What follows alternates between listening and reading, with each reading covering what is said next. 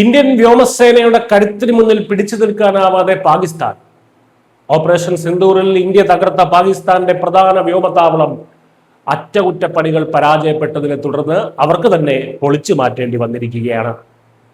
ചക്കാളിനടുത്തുള്ള പാകിസ്ഥാന്റെ പ്രധാന വ്യോമതാവളമായ മുരീദിൽ നിന്നുള്ള പുതിയ സാറ്റലൈറ്റ് ചിത്രങ്ങളാണ് ഈ വിവരങ്ങൾ പുറത്തുവിടുന്നത്. കഴിഞ്ഞ 10 മാസമായി ഈ താവളം നന്നാക്കിയെടുക്കാൻ പാകിസ്ഥാൻ ശ്രമിച്ചുകൊണ്ടിരിക്കുകയായിരുന്നു.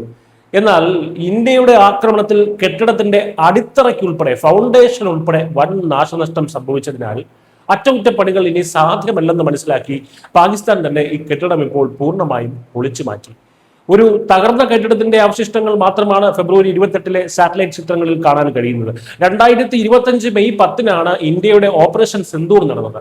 അന്ന് പുലർച്ചെ 2 മണിക്കും 5 മണിക്കും ഇടയിൽ ഇന്ത്യൻ വ്യോമസേന പാകിസ്ഥാന്റെ 10 വ്യോമത്താവളങ്ങളിലാണ് കനത്ത ആക്രമണം നടത്തിയത്.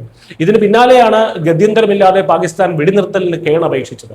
മുരീദിലെ ആളില്ലാ വിമാനങ്ങളെ നിയന്ത്രിക്കുന്ന പ്രധാന കമാൻഡ് ആൻഡ് കൺട്രോൾ സെന്ററാണ് ഇന്ത്യ അന്ന് തകർത്തത്. ഇതിന് സമീപത്തുള്ള ഒരു ഭൂഗർഭ താവളത്തിലും ഇന്ത്യ കൃത്യമായ ആക്രമണം നടത്തിയിരുന്നു.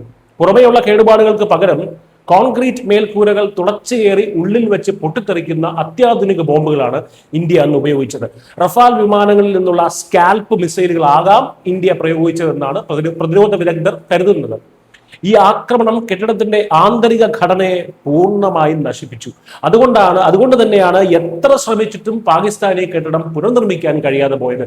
ആദ്യം പച്ച ടാർപോളിൻ കൊണ്ടും പിന്നീട് ചുവന്ന ടാർപോളിൻ കൊണ്ടും ഒക്കെ മൂടി വെച്ച് നാണക്കേട് മറയ്ക്കാനും കേടുപാടുകൾ തീർക്കാനും പാകിസ്ഥാൻ പരമാവധി ശ്രമിച്ചു.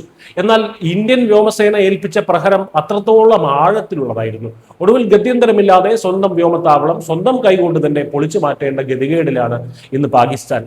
ഇത് ഇന്ത്യൻ സേനയുടെ കൃത്യതയുടെയും കരുത്തിന്റെയും മായാത്ത തെളിവായി പാകിസ്ഥാനിൽ എന്നും അവിടെ അവശേഷിക്കും. News desk Malayalam.